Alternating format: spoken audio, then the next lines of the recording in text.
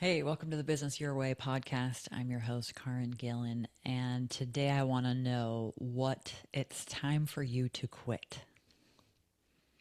I'm not talking about smoking or drugs. I'm talking about the regular mundane stuff that you do because you're kind of on autopilot and it's actually holding you back. What is it time to quit? So, the way that if I were your coach, let's just throw that out there. If I were your coach, what I would say is what I want you to do this week is go through each day and do your thing, and then reflect on all the things that are your thing. And ask yourself, does that grow me in the way I want to be grown? Yes or no? If it doesn't, does it do something else important for you? Maybe it brings in revenue. Great. Maybe it challenges you, which I would say is also growth. Maybe it bores you and drains your energy and you should never ever do it again. Is it possible to cut that thing out?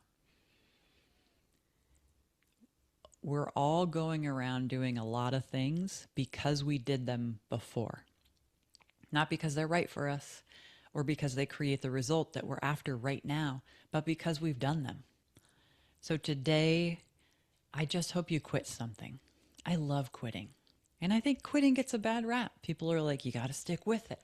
We're people who do what we said we do.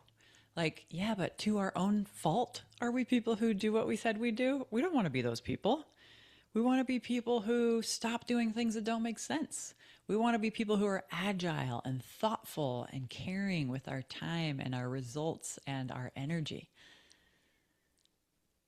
So stop doing things that drag you, that slow you down, and start doing more of the things that light you up as you're able. More of the things that are at least neutral to good and not negative, right?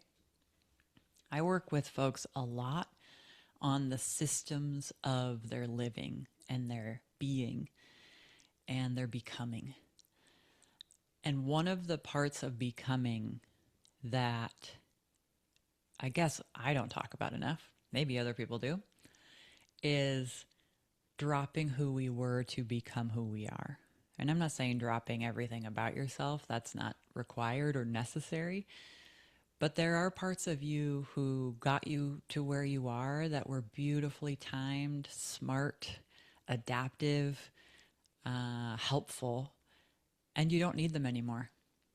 And I think one of the things we really suck at, maybe as humans or I don't know, maybe as North Americans, is quitting things that are good or that were good. We're so good at seeing the potential, even if it never arrives, that we hang on to things forever because there's potential in it. But what's here for you now? Would you buy it again? That's one of my favorite kind of house clearing things that I like to ask is, would I buy this again at full price today? And if the answer is no, then why would it stay in my house? And I think the same thing happens with our time. Would I choose to have this habit again if I were creating and designing the life I want to have right here?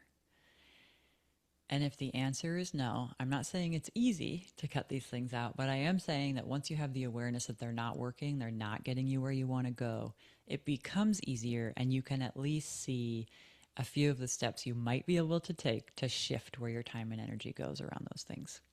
So go ahead and spend your week looking at what you're doing and asking, does this get me where I'm going? Is this a neutral, a drag, and a drain, or is this a pro? Does this increase my energy? Does this increase what I want increased? For some of us, we're in a space where we want to be learning more. Some people want to be earning more. Some people want to just be growing in general. Some people want to be resting. Does this grow your rest or shrink your rest? Think about constricting and expanding. And let's drop as many of the things that constrict as we can and move into the things that expand. All right, so have a great week with it. Share this episode with someone who came into your mind as I was talking because they need to hear this too. Thank you. Have a good day.